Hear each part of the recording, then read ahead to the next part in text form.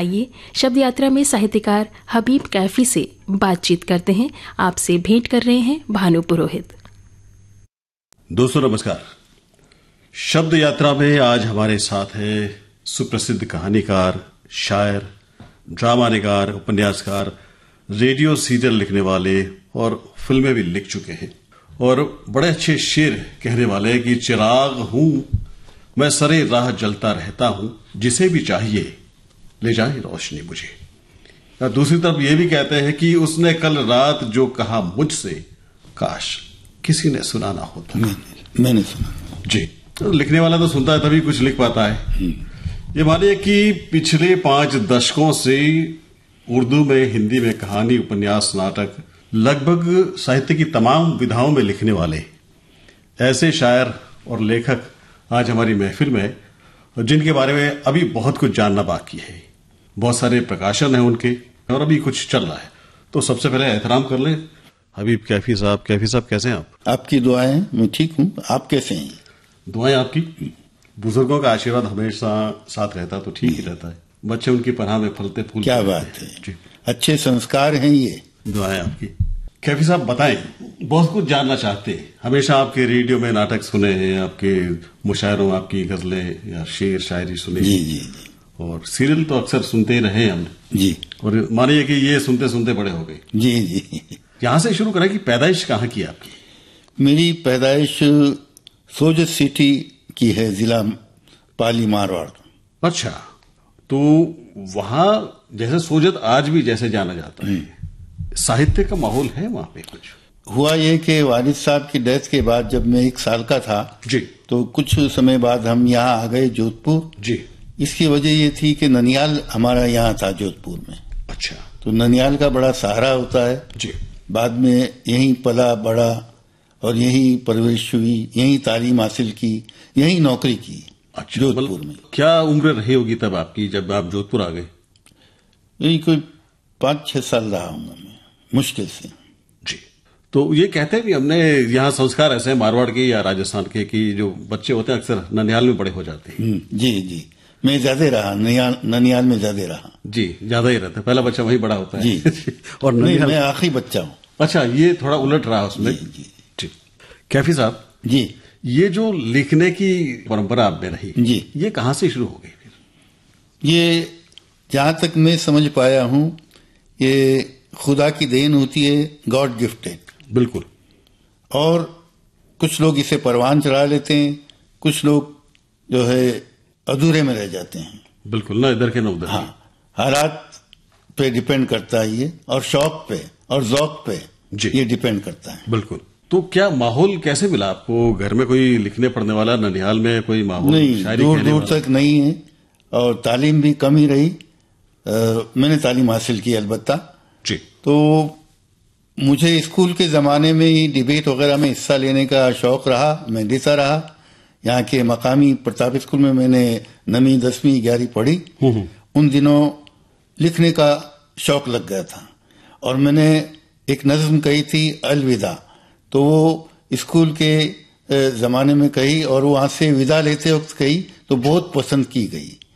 वहीं रहते हुए मैंने एक कहानी लिखी जी, जो बाद में स्वयं सिद्धा में छपी। ये वहां से शुरू हुआ था स्कूल के ज़माने से।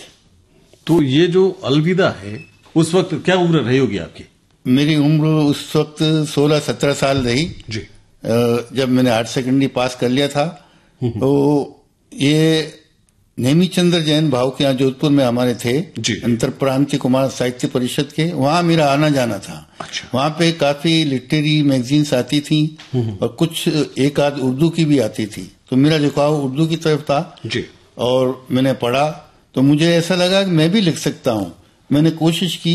वो मेरी पहली नज्म थी जो स्कूल से विदा लेते वक्त मैंने कही थी। कुछ अशार याद है आपको? ओ, याद नहीं मुझे। और कहानी का कुछ मजमू याद है? कहानी एक विधवा पर थी और वो उसके संघर्ष की कहानी थी, उसकी जिजीविषा की कहानी थी, उसके जिंदा रहने की ललक की कहानी थी जी। तो काफी पसंद की गई जी। तब जो आप किताबें पढ़ते थे, ये भी एक गिफ्टेड होता है जी कि किसी बच्चे का ध्यान किताबों में, किसी का खेल में रहता है या किसी को और कोई शौक रहता है। तो जब जो पढ़ता है उसका असर जिंदगी भर आपके लेखन पर रहता है। बिल्कुल रहता है। तो किसका असर रहा आपको? मेरी ये खुशकिस्मती रही कि शुरू से ही मुझे बहुत अच्छा अदब मिला, बहुत अच्छे लिटरेरी मैगजीन्स मिली और किताबें भी बहुत अच्छी मिली, जैसे गालिब हैं, फैज हैं, प्रेमचंद हैं, मंटो हैं, विदेशी में फ्लाबेयर है, काम्यू है। इनके लिटरेचर से मैं गुजरा तो मुझे मेरे सामने एक नई दुनिया खुली जी। और मुझे फिर लगा कि जो मेरा स्कूल का शौक था मैं उसे परवान चढ़ा सकता हूँ और मैं कुछ कह सकता हूँ अलग, और मैंने लिखना शुरू किया। अच्छा हबीब साहब, आप तो गद्य भी लिखते हैं और पद्य भी लिखते हैं। जी जी। और की जितनी विधाएं होती है लगभग आपने सभी लिखा है। तो ज्यादा रुझान, जैसे आपके बारे में ये कहा जाता है कि गजल या शायरी मेरा पहला प्यार है जी। तो पहले क्या लिखना शुरू किया आपने? मैंने कहा ना कि स्कूल के जमाने में मैंने एक नज्म भी कही थी और एक कहानी भी लिखी थी। लेकिन मेरा ये मानना है कि मेरा आज भी मेरा पहला प्यार शायरी है। हालांकि मैं शायरी बहुत कम कहता हूँ, बहुत ही कम लिखता हूँ, लेकिन जो भी लिखा है वो काफी लोगों ने पसंद किया है, काफी मकबूल हुआ है और आज मेरे अशार बहुत दूर दूर तक फैले हुए हैं। शायरी की मेरी सिर्फ 2 किताबें आई हैं। एक किताब है उर्दू में जी, रास्ता मिल जाएगा, और एक हिंदी में है रास्ते चलने लगेंगे।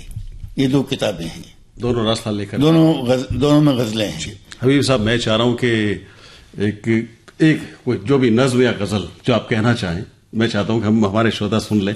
जो वैसे तो बाप के लिए सारे बेटे बराबर होते हैं, लेकिन एक आध बेटा ऐसा होता ही है कि मन में उसके लिए प्यार होता है, मोहब्बत होती है। तो एक वो गजल आप हमारे लिए पढ़ दीजिए, या एक ऐसी नज्म जिसका आप सबसे ज्यादा मोहब्बत करते हैं, या अक्सर जो आप मुशायरों में पढ़ा करते हैं। जी जी, वो मैं बिल्कुल चाह रहा हूँ। गजल का मतलब है, कुछ भी तो नहीं बात फकत इतना हुआ है, कुछ भी तो नहीं बात फकत इतना हुआ है, बस एक धड़कता हुआ दिल टूट गया है। वाह क्या बात। बस एक धड़कता हुआ दिल टूट गया है। मुरझा गए वो फूल जो औरों ने दिए थे, मुरझा गए वो फूल जो औरों ने दिए थे, सद शुक्र के तूने जो दिया जख्म हरा है। हाय हाय हाय हाय, क्या बात। सद शुक्र के तूने जो दिया जख्म हरा है। हमने जो बहाया था कभी जोश जुनू में, जी हमने जो बहाया था कभी जोश जुनू में, वो खून तेरी मांग का सिंदूर बना है। क्या बात है, क्या बात। वो खून तेरी मांग का वतन के लिए भी ले सकते हैं आप इसे। बिल्कुल बिल्कुल। वो खून तेरी मांग का सिंदूर बना है। मिलते हैं बहुत लोग मगर दिल नहीं मिलते, मिलते हैं बहुत लोग मगर दिल नहीं मिलते। ये कैसी हवाओं का यहाँ दौर चला है। क्या बात है, क्या बात। ये कैसी हवाओं का यहाँ दौर चला है। और जिस शेर बहुत ज्यादा मशहूर है वो पढ़ता हूँ मैं। जी जी। कतरा के निकल जाता है जो भीड़ में अक्सर, वाह। कतरा के निकल जाता है जो भीड़ में अक्सर, तन्हाई में मुझसे वही रो रो के मिला है। क्या बात है, दर्द की इंतहा देखिए। कतरा के निकल जाता है जो भीड़ में अक्सर, तन्हाई में मुझसे वही रो रो के मिला है। रुसवाए जमाना किया जंजीरों में जकड़ा, रुसवाए जमाना किया जंजीरों में जकड़ा, कैफी को वफाओं का सिला खूब मिला है। क्या बात। कैफी को वफाओं का सिला खूब मिला है। बस कम कहो लेकिन ऐसा असरदार कहो तो फिर उमर हो जाती है रचनाएं। और आप ही का शेर है कि कत्ल करने का हुनर वो जानता है, कत्ल करने का हुनर वो जानता है, इसलिए छोड़ा कोई निशान नहीं। इतना कातिल है। ये कातिलाना अंदाज भी आपका लिखने का है। और जी, तो 2 तो आपने किताबें लिखी है जो शायरी को लेकर, गजलें हैं। ये दोनों में गजलें हैं। जी जी। इसकी छोटी सी कहानी ये है कि इसमें जो गजलें हैं वो इसमें नहीं है। मेरे हिंदी पाठक महरूम रह जाते अगर मैं ये किताब नहीं निकालता तो। जी। ये पहली किताब है और ये भी पहली किताब है। ऑनलाइन वो चलाते हैं इस किताब को। अरे इस किताब को रास्ता मिल जाए। मतलब जमाने के साथ आपने चलना सीख ही लिया है। और ये सही बात है। एक शायर, एक लेखक को ये तो इसमें इतना इल्म तो होना ही चाहिए कि जमाना किस ओर जा रहा है। मैंने दे दिए। अब क्या हुआ बीच में ये कोई। वैसे एक शायर को खुद पे भी इतना अख्तियार नहीं होता है कि उसकी शायरी पे दूसरों का अख्तियार ही होता है। जी। शायरी के बाद आते हैं हम लेखन की। तो जी, पहली कहानी, पहला नाटक? पहली कहानी की दास्तान भी थोड़ी दिलचस्प है जी। कहानी मेरी एक थी जो मैंने लिखी, अप्रैल में लिखी 1968 में, मई के शुमारे में तहरीक दिल्ली से निकलने वाले में छपी, उर्दू में लिखी थी। उसका उन्वान था वो तीन। जी। कहानी छप गई, हम बेफिक्र हो गए जी। लेकिन अगला शुमारा उस मैगजीन का, तहरीक का मैंने देखा जी। और सब ने देखा तो बहुत ताज्जुब हुआ। इतने खत छपे उसके फेवर में, उसकी तारीफ में, उसकी प्रशंसा में कि मैं दंग रह गया। मैंने कहा क्या, ये क्या हुआ? और एक चित्रकार ने तो चित्र भी बनाया उस पर, बहुत शानदार। अच्छा अच्छा, कहानी की थीम को। हाँ जी। तो पहली कहानी को ये रेस्पॉन्स मिला, उसका अनुवाद भी कई जगह हुआ बाद में जी। और आज भी वो कहानी मशहूर है। और मैं आपको बताऊं कि उस कहानी पे एक शॉर्ट फिल्म भी बन रही है। थीम क्या है उसका? तो तीन बच्चे मासूम, भूखे प्यासे, सड़क पे रहने वाले, सड़क पे सोने वाले, और उनकी भूख का ये आलम है कि वो जो है भूख मिटाने के लिए बर्फ के टुकड़े जो होते हैं लस्सी के बचे हुए, उनको चूस चूस के और गुजर बसर करते हैं। और ऐसा नहीं है कि वो जो भीखी मांगते हो या ऐसा करते हैं, उनमें काम करने की ललक भी है, वो काम करते हैं लेकिन कोई उन्हें काम नहीं देता। मेन इसका ये है जी, भूख। जी जी बिल्कुल। आईना के बाद, आश्रम के बाद कुछ और भी निकला। मतलब कितनी अभी तक पुस्तकें प्रकाशित हो चुकी है आपकी? पुस्तकें मेरी 15 से ज्यादा हैं। एक नावल का असमिया में अनुवाद हुआ है, गमना का, जो आदिवासियों पे है, जिसपे काफी काम भी किया गया है लोगों ने जी। और कर रहे हैं अभी भी। और 4 उर्दू में किताबें हैं लेकिन हिंदी में ज्यादा है। हिंदी में मेरी 11-12 किताबें हैं। जी। आपको पुरस्कार भी मिले? पुरस्कार तो मिलते, आपका मिलना भी पुरस्कार हुआ मेरे लिए तो। और हमारा सुनना भी हमारे लिए पुरस्कार है कि कैफी साहब को सुनना बहुत बड़ा एक पुरस्कार है। अच्छा, जो रेडियो की आपने शुरुआत की लिखने की, जी, कुछ याद है क्या लिखा? रेडियो पे मैंने सबसे पहले एक लघु कथा लिखी थी 1963 में। तो वो दिल्ली मैंने भेजी रेडियो के लिए, और वो सत्येंद्र शरत करके वहां पे थे, काम करते थे। उनका पत्र आया कि आपकी लघु कथा हम प्रसारित कर दी है, ये कर दिया, वो कर दिया, और इस पे दस्तखत करके भेज दी। तो मुझे 25 रुपए का उन्होंने चेक भेजा, जो मेरे लिए बहुत कीमती था। बिल्कुल, रेडियो से उस वक्त तो ये मिलना बड़ी बात। उसके बाद कुछ ड्रामे लिखे मैंने, और यहाँ जोधपुर के पहले डायरेक्टर थे अनीसुल हक, काजी अनीसुल हक साहब। उन्होंने मुझसे काफी ड्रामे लिखवाए। मीरा ड्रामा लिखा मैंने घंटे भर का, वो आज भी बजाया जाता है। और मैं जिंदा हूं लिखा मैंने उनके बाद में, वो आज भी बजाया जाता है। और सीरियल भी लिखा मैंने अपने नावल पे, सफिया पे, वर्मा साहब ने लिखा है जोधपुर में। वो पूरे हिंदुस्तान में बजाया गया। आगे बात करूं उससे पहले मैं आपको इस प्रोग्राम में चाहे तो ऑफर नहीं कर पाऊंगा, लेकिन एक अच्छी प्यारी सी गजल या गीत जो आप अपनी पसंद की हो, तो बताएं आप क्या, कौन सी गजल सुनना चाहेंगे या गीत सुनना चाहेंगे? मेरे फेवरेट शायर फैज अहमद फैज हैं जी। उन्हीं की गजल है, गुलों में रंग भरे बादेनो बाहर चले, चले भी आओ के गुलशन का कारोबार चले। ये सुनते हैं, ये बहुत ही प्यारी गजल।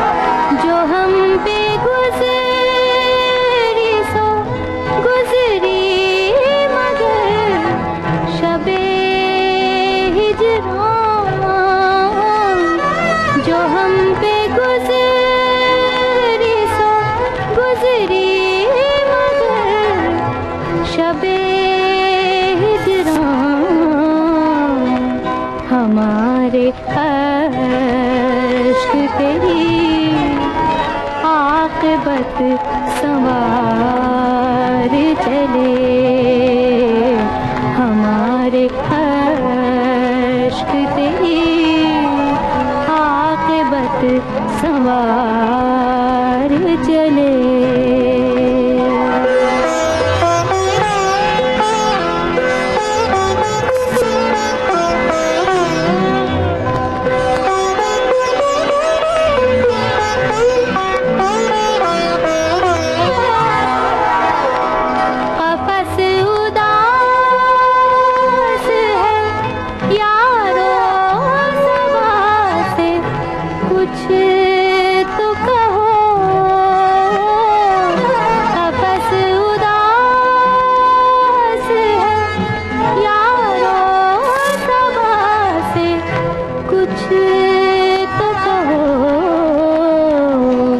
कहीं तो बहरे खुदा आज जिक्र यार चले,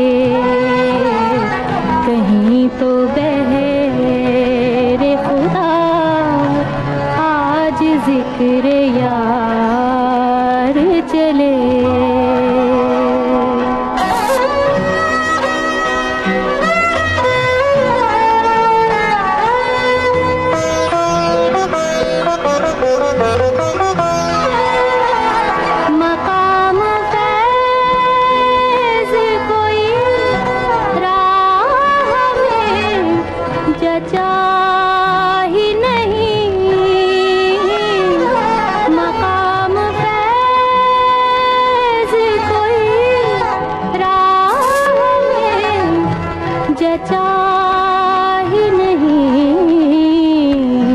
जो कुए यार से निकले तो सुए यार चले, चले भी आओगे गुलशन का कारोबार चले, गुलों में रंग भरे बादलों बाहर चले। गजल के बाद फिर से एक बार स्वागत है। श्रोताओं को बता दें कि आज शब्द यात्रा में हमारे साथ है सुप्रसिद्ध शब्दकार रचनाकार हबीब कैफी साहब। कैफी साहब, सफिया का नाम जब भी रेडियो में आता है तो बड़े ही अदब के साथ आपको याद किया जाता है। जी जी, ये एक सीरियल था, 13 कड़ियां थी इसमें। ये बुनियादी तौर पे एक नॉवेल है मेरा, जो हिंदी में है, उर्दू में है, अंग्रेजी में है जी, और काफी लोगों के ज़हनों में है, दिलों में है। आपकी एक पुस्तक का असमिया में जो अनुवाद हुआ है, पहले वो धारावाहिक असमिया में छपा वहाँ की पत्रिका में, जिसका मतलब मुझे बताया गया कि इसका सतरंगी मतलब होता है, उसमें छपा। उसके बाद एक पब्लिशर ने इसे छापना चाहा, मैंने इजाजत दे दी, और खुशी की बात यह है कि वो रॉयल्टी भी देते हैं। जी, एक लिखने वाले के लिए बड़ी बात है, इनाम है और पुरस्कार भी है। इस पे गमना पे काफी काम किया और अभी भी कर रहे हैं लोग बात जी। और ये आदिवासियों का एक ऑथेंटिक माना जाता है, जो हमारे मारवाड़ से लगा हुआ गोडवाड़ है जी। गोडवाड़ के आदिवासी ग्रासिया है, वहां पे मैं 6 साल रहा। वहां पे मैंने काफी नाइट आउट भी किए और उन्हीं की जिंदगी को बेस बना के मैंने ये लिखा जी। अच्छा, एक और उपन्यास मलामती है ना? ये दोनों जबानों में है। ये उर्दू में मलामती है, हिंदी में इसे प्रताड़ित कहते हैं, प्रताड़ित जी जी। तो ये दोनों जबानों में है। क्या है इसमें मलामती? ये मलामती में एक बुजुर्ग की कहानी है जो अपने बच्चों के लिए सब कुछ करके और खुद कल्लाश हो जाता है, उसकी वाइफ की भी डेथ हो जाती है और बच्चे उसके लिए कुछ भी नहीं करते। ये कहानी है, लेकिन उस बुजुर्ग की उन बच्चों को, उन बेटों को खास तौर से जरूरत महसूस होती है, क्योंकि उसके पास एक फॉर्मूला ऐसा होता है जिससे कि औलाद नरीना यानी कि नर औलाद पैदा हो जाए, ऐसा। और वो उन्होंने दिल्ली भेज रखा होता है, लेकिन मीनवाइल उन्होंने घर छोड़ दिया। अब उसकी तलाश में ये पूरा उपन्यास चलता है जी। टेलीफिल्में भी बनी है? हाँ, टेलीफिल्में लिखी है मैंने जी जी। एक जैसल रानी तोला दे लिखी है, उसके डायलॉग और स्क्रीन प्ले लिखा था मैंने। जी। एक फ्रेंड्स फर्स्ट है त्रिवेदी हमारे यहाँ थे, जी। तो उन्होंने घंटे 1.5 घंटे की मुझसे लिखवाई फ्रेंड्स फर्स्ट। जी। 2 टेलीफिल्में लिखी। आप किस में सहज महसूस करते हैं? मैं सहज, मैंने कहा ना, मेरा पहला प्रेम तो आज भी शायरी है। शायरी है। हालांकि बहुत कम करता हूं मैं शायरी, फिर भी शायरी मेरा आज भी पहला प्रेम है। और उसको बहुत छुपा के रखते हैं आप? छुपा के, पर्दानशी। जी। इसीलिए अभी 55 साल में 2 किताबें आई हैं शायरी। एक भी रिपीट नहीं है। कैफी साहब कहते हैं कि जैसे जैसे लेखक शायर की उम्र बढ़ती है उसकी शायरी और लेखन दोनों जवान होते जाते। तो अभी लेखन की जवानी में कुछ हो रहा है, क्या चल रहा है भाई? देखिए, जो क्रिएटिव राइटर होता है जी। वो कभी शांत नहीं रहता है। मैं आपसे कहूं कि वो ख्वाब में भी जो है वो कुछ न कुछ करता रहता है। जी। तो जहां तक मेरा ताल्लुक है, मैं शायरी के अलावा अभी मैंने बताया एक उपन्यास लिख रहा जी। हूं, पानी पानी करके। ये मेरा नवा उपन्यास है।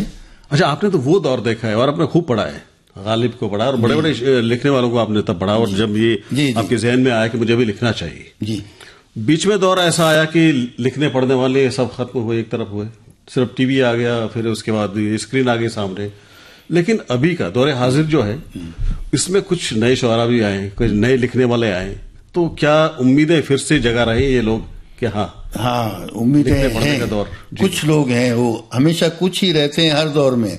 लेकिन ज्यादातर मैंने देखा है कि काता और ले भागे, यानी बहुत जल्दबाजी में लोग बाग, शोहरत भी मिल जाए, दौलत भी मिल जाए, नाम भी मिल जाए, ये भी मिल जाए, वो भी मिल जाए, इसमें ज्यादा है। तो इसमें वो सतही बातें होती हैं। सतही बातें को होने से साहित्य की में गंभीरता नहीं आती। बिल्कुल सही। गंभीर साहित्य हमेशा जिंदा रहता है और वो असर भी धीरे धीरे करता है। आने वाले जो नए लेखक है, लिखने वाले हैं, उनको कुछ कहना चाहें तो जरूर कहें।